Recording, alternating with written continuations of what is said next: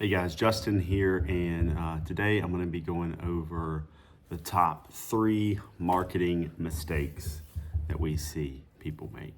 And sometimes these are not just mistakes that young entrepreneurs or young self-employed salespeople, founders make. Sometimes these are people that are private equity backed, large firms making huge mistakes. And the first one's specifically going to be that it's made by all kinds of people all across the board, and that is using marketing math, but not understanding the variables in the equation. It's the number one mistake, and this is the number one mistake because I anticipate that this mistake is largely behind the entire problem within the industry that I have been involved in for so long. And the issue there is that we look at numbers like lifetime value and cost per acquisition, and we think that the margin is the difference between the lifetime value and the cost per acquisition, which is true, but then we don't take the factors into account that make the lifetime value what the lifetime value is. And we don't take the factors that make the cost per acquisition what the cost per acquisition is. Factors like, commission levels, which some people may take into account, but also acquisition style, marketing style, right? Geography, salespeople, the type of salesperson. If you were to ask me what my lifetime value of a customer is when I was selling and I didn't have anybody else selling, and I knew what I do now, but I was in that mode, and all of my customers were personally handled, the lifetime value number would have been much higher. But I was personally handling every one of them. I was marketing. My cost per acquisition would also have been lower. Some of that is timing wins, some of it is geography, and some of it is the massive amount of referrals I get by personally being involved in every single client interaction. Now, as you go to scale, using those high-end LTVs and low-end CPAs don't always make sense when a business scaler comes on and says, I'm going to come in here and I'm going to quickly scale this. I'm going to say, okay, I'm going to go, my LTV, lifetime value for a client is $2,500, cost per acquisition is $200. And so I have this $2,300 margin, but I got to hire salespeople. I got to scale my marketing, get more prospects on the phone. And then, that whole issue can get inflamed even worse when you start adding, private equity groups and shareholders who are asking for growth patterns that you are forced to be beholden to at times when perhaps your business isn't ready for. You should be focused more potentially that you're on gradual growth and making sure your foundation stays solid and your brand is solid and all that kind of stuff. And instead you're chasing that EBITDA growth, earnings before interest, taxes, depreciation.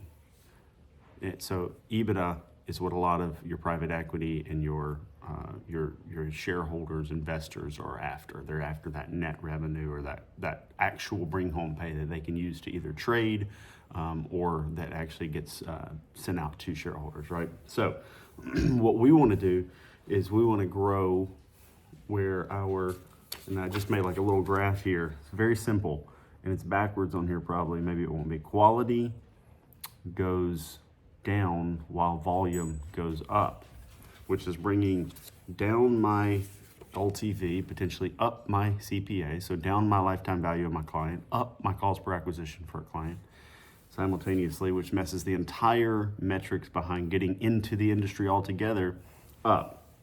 Now, smaller agents getting in probably aren't making this mistake in the beginning. The mistake they might be making is the second one that I've talked about. And the second mistake that I'm talking about is getting into the business, and this is an individual, small at times, small thinking, maybe initially agent, is getting into the business thinking, I don't have any cost per acquisition. And spending money on marketing doesn't make any sense because I get my clients for free right now.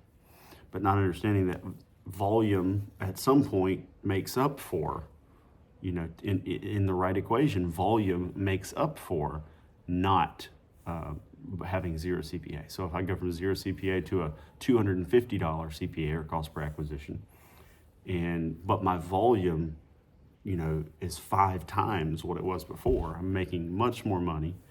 But you have to figure out how you can do this and what period of time you can do it over, where you can create a significant enough quality push while increasing volume. Now, I don't think that it's possible to increase your volume without somehow decreasing the LTV or lifetime value of your client. But what we want to see is very small marginal LTV differences. And part of that is because, like, if you're an individual agent in a small town and you need to increase your geography, the further away from where you are you get, the less likely you'll be able to hold on to that client when maybe they encounter a local agent or something like that. There are concepts like that at play. Another concept at play is that your referral base, you'll probably get more referrals for a while, but based on certain types of marketing, you won't get more referrals. And so the same math can come into recruiting. So let's say that I'm recruiting and I think, okay, my value per agent that I have is, let's say the average agent brings me, $5,000 a year in revenue to the business. And this is made up math, but if it's bringing me 5,000, but I've been acquiring them by them reaching out and saying, hey, I see what you're doing. Can we work under you? Then that is a very organic path with zero cost per acquisition. And then I say, okay, but because they're adding 5,000 in value, I'm going to go run Indeed ads to find people with licenses and try to get them contracted under me. If you think those people are going to also bring you 5,000 on average, you're very likely mistaken. And so I'm not saying don't run Indeed ads. I'm just saying know that the difference in the acquisition style. If I went from getting leads from BNI referrals and working with local agents referring me people that don't do what I do, and then I go into Facebook ads, I'm going to have a slightly different LTV and cost per acquisition, right? But then if I go into what we would never do, getting resold opt-in data or like extreme age lead flow and having overseas call centers call them and live transfer them back to us, that's going to plummet our LTV. Now, it might lower our cost per acquisition, but is it going to lower the cost per acquisition enough to deal with the 6-month active LTV that you're getting on that client? And the same concept of understanding that LTV and cost per acquisition arbitrage is not the only math that matters in marketing. Acquisition style matters, geography matters, service on the back end matters. But sometimes people oversimplify it, like, oh, as long as I hire more service people, I'll keep them. Well, I think acquisition style is the number one indicator of the lifetime value of a client. How did you market to them and how did you sell them? And then who are your salespeople? When your salespeople turn into employees at a certain point, they're not going to handle things the way that you would. Certain salespeople will, and certain won't, or certain will get really close to the way you've done things and certain won't, right? So just think of it, those two ways. One, if you're trying to get into to a space at all, any space, and you're looking at an example of an existing business, understand that business in full. Don't understand their cost per acquisition and their lifetime value and think, okay, well, if I can do 10x what they've done on the same cost per acquisition based on X LTV, I'm going to make Y amount of money. That's not the way things work. You have to make sure that you understand their acquisition style, their scripting, how they're hiring their agents, all those kind of things, so that you can adjust your expectations based on the way that you want to do business, or find a way to do business the same way that they do if you want those numbers. But it may be easier said than done. You may be dealing with businesses that have spent a long time building a brand, and so you're not understanding that a lot of the time and sweat equity has gone into building that brand, which has reduced their cost per acquisition and raised their LTV. Now, brings up another path on marketing. The number one opportunity for 2024 in the insurance agent space, in my opinion, in multiple spaces, but we're heavily involved in the Medicare and health insurance world. The number one opportunity is buying small, local agencies. When I say small, it's relative. They could be big to you, but an agency with 500, 1,000, 1,500 clients that has acquired those slowly over a period of time, and being able to acquire that book of business, that name brand, that goodwill from that person because they're retiring, and potentially getting them to owner finance it, and then be able to use that name to market, you're getting to capture the equity of their namesake and use their book of business to finance the operation. And there are many ways to arbitrage that. You can arbitrage it with higher comp. So when you rewrite, you're getting a higher comp. You can arbitrage it with cross-selling them more effectively than they had before. You can use other product diversification, like if someone was a med-sup shop, being able to sell Medicare Advantage and ACA. If someone was an ACA shop, the other way around.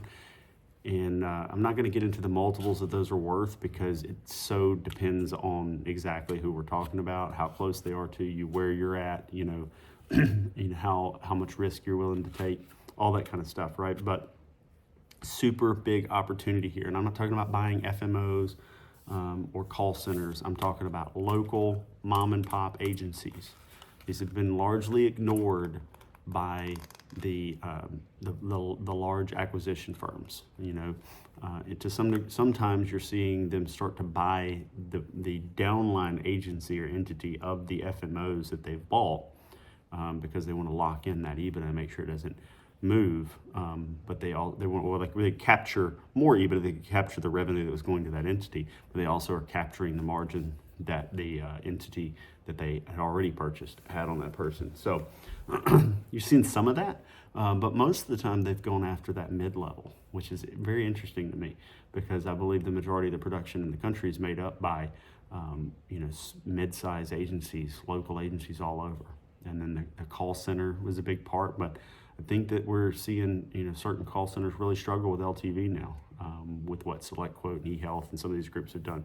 And this kind of stuff happens to all industries and all markets. And if you're a steward of business over time, you'll figure this stuff out. So just wanted to talk about it. Big mistakes people are making, not trying to find local agencies that already exist and meet those people, treating them like competitors versus trying to figure out how to purchase them, or partner with them, et cetera.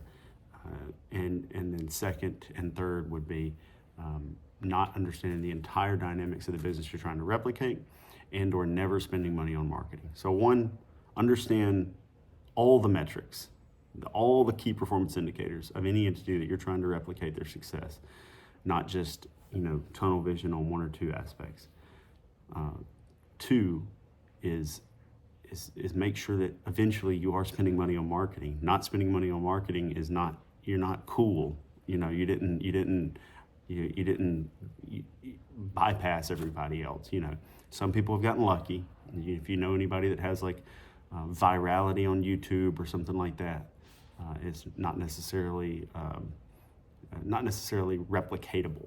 Like, you might get lucky and replicate some of that success, but a lot of that is timing wins. Betting long on some other platforms and maybe going viral on other platforms would be great, right? But if you were posting content in the content firestorm on the platforms that have cemented themselves permanently in our minds, like YouTube and Facebook and Instagram, we've had some of that success with Facebook. We've had a little bit of that success with YouTube, but other people have had permanent success with YouTube, where they'll have the gift that keeps on giving. Several channels I can think of. I would buy those channels if possible, but most of them, probably won't sell those. Those assets are worth a lot. But the local agency, sometimes they live in their own little world, and that third step is, let's buy those local agencies. Let's find them. If you find one of those local agencies and you don't know how to price them, reach out to me. You can email me at info@justinbrock.com, info@justinbrock.com, and we'll talk about it. I'll tell you what questions to ask. We'll figure it out. It's possible I would partner with you on it. So reach out to us, info@justinbrock.com. Thank you guys so much for watching this video. We'll be trying to post more that just help people, raw content, unedited, like this year in 2024. It's one of my goals, is to post a lot of just super relaxed, informative, agent-focused, entrepreneur-focused videos. Talk to you soon.